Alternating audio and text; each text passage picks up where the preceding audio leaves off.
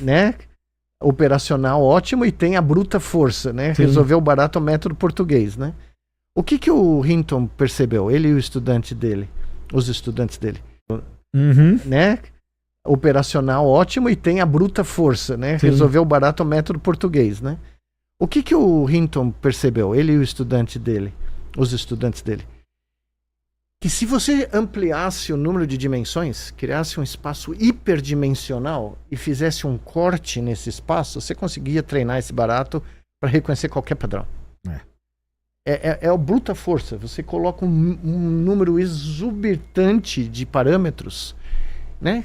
E você corta esse espaço, é um espaço com bilhões de dimensões, você faz uma redução de dimensão e você tira no hiperespaço a solução de como você separa duas categorias, vamos dizer assim. Então, eles pegaram fotos, né, de cachorro e foto de gato, vamos dizer. É isso. Esse é o exemplo mesmo. Esse é o exemplo, e fizeram, né? Então, o que aconteceu? Não é que houve um insight definitivo de como a mente funciona, do que é inteligência. Não, no caso dele não. Nada. Mas ele queria, eu acho que nem era a intenção dele. A intenção dele era resolver um problema prático, né? Eles queriam ganhar o torneio de imagens lá, que era todo mundo queria disputar e dava fama instantânea pro cara. E eles otimizaram a solução do problema. Todavia, o que acontece de 2012 para cá por isso que o título do meu livro chama-se Nem Inteligente Nem Artificial. Essa é a frase que eu repito, a frase do seu o tempo todo. Toda palestra que eu dou, hein? É verdade. Eu concordo, não é? É verdade. Eu agradeço a E eu diferença. repito, eu falo, concordo com o Nicoleles, cara. Não é nem inteligente nem artificial. Porque, primeiro, ninguém sabe o que é inteligência. É isso mesmo que eu falo, exatamente. E é o que o von Neumann fala. O von Neumann fala, a palavra inteligência é não computável. Porque nós não conseguimos pôr uma fórmula, né? As pessoas acham que medir o IQ, o coeficiente de inteligência, não é.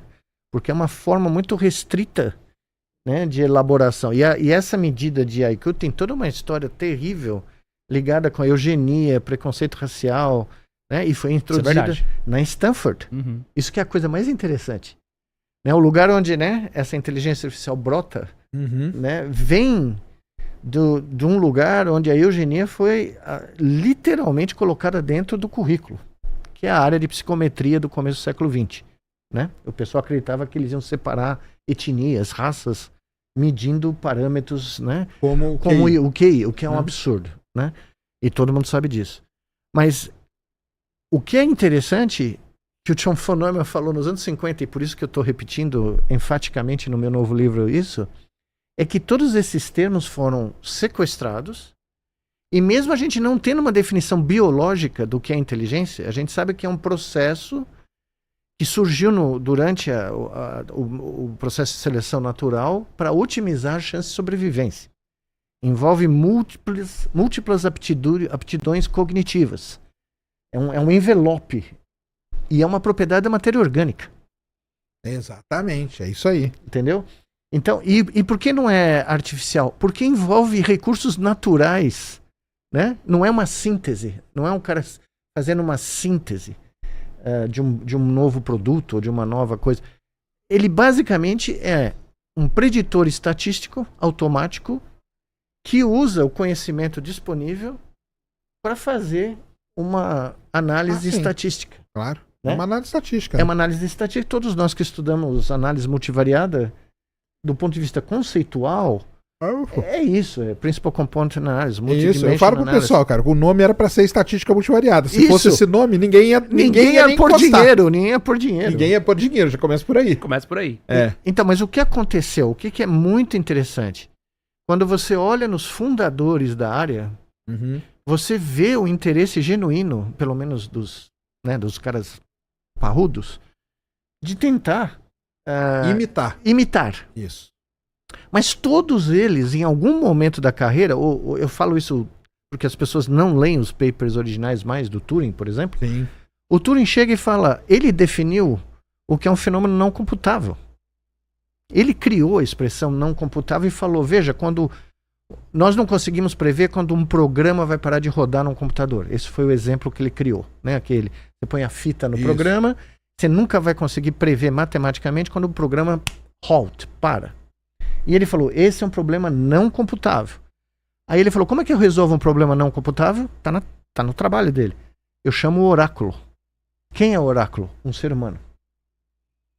Claude Shannon, quando ele fala de informação no trabalho clássico, ele fala, eu estou definindo informação do ponto de vista operacional de engenharia elétrica. Eu não estou...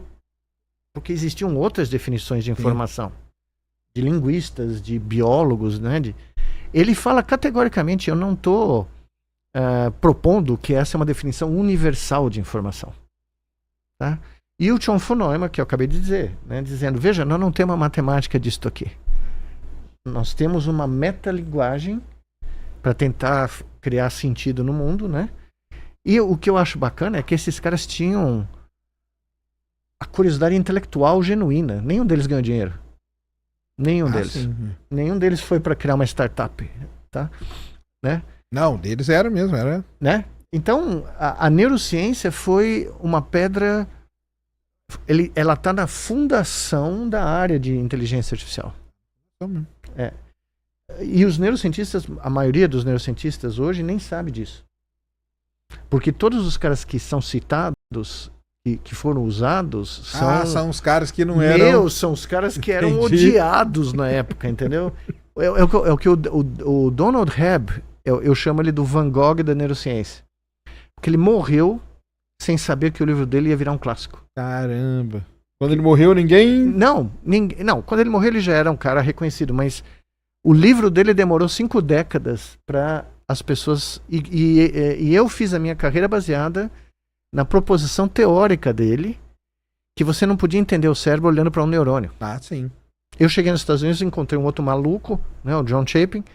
Nós éramos tinha mais um grupo no Arizona e mais um grupo na Europa. Eram 3 grupos no mundo que falavam, veja, nós temos que registrar populações. Nós temos que de neurônios, né? olhar do ponto de vista estatístico, não do ponto de vista determinístico de um neurônio, né? Ou seja, é uma retroalimentação, né? Da onde veio o nosso interesse, eu e o John, independentemente, nós lemos um proceedings de uma conferência que ocorreu na Califórnia, nos anos 80, sobre processamento distribuído. Não falava do cérebro. Falava do que aconteceria se você pusesse um monte de computadores trabalhando em rede, antes da internet, antes de tudo isso. Processando tipo em paralelo, né? Isso, Parallel Processing, era o nome da conferência. Entendi. O John leu lá na Filadélfia, eu consegui uma versão aqui, né? E quando eu escrevi pro John, eu falei... Você deu match na ideia. Nós caímos na realidade que nós estávamos pensando a mesma coisa. Olha que legal. E foi daí que nós desenvolvemos toda a tecnologia para registrar neurônios e vem daí a interface cérebro-máquina. Que hoje está usando o quê? Inteligência artificial para analisar os padrões de atividade elétrica do cérebro, né? E curiosamente, um dos meus heróis é o Joseph Weizenbaum, que eu acabei de citar, que é o crítico da inteligência artificial, né? Porque ele que foi o criador da Elisa, que é o primeiro chatbot da história. Década de 60. Foi criado um computador que você conversava com ele. Era um terminal verde, um ecrã verde. E o que ele conta no livro, que é divertidíssimo, é que apesar da secretária dele ter visto que ele estava programando, que ele que tinha criado a Elisa, ela começou a se conectar com a Elisa. Olha aí. Aí ele pedia, ela não deixava ele estar no escritório quando ela fazia as sessões de psicanálise com a Elisa. Ou seja, ele viu esse fenômeno... E olha o que nós estamos vendo hoje, Exatamente. Ele viu esse fenômeno nos anos 60. Caramba! A secretária falava para ele chegar mais tarde de manhã, porque ela queria chegar e ter uma hora... Uma hora com a Elisa. Para fazer uma... né? E aí ele falou, mas veja, é um programa de computador. Aí ela disse que respondeu para ele, mas ela tem uma intimidade comigo que eu não tenho com ninguém. Olha isso. 64, 65. E hoje o que a gente tá vendo? Saiu uma matéria acho que na Economist, né? Sim. Falando que os psicólogos estão super preocupados, porque a galera hoje está se consultando com o chat GPT da vida e não tá indo no psicólogo. Cara, mas aí na hora que eu vi o negócio, eu falei, isso aí é meio lógico, cara. Porque o chat GPT fala que o cara quer ouvir.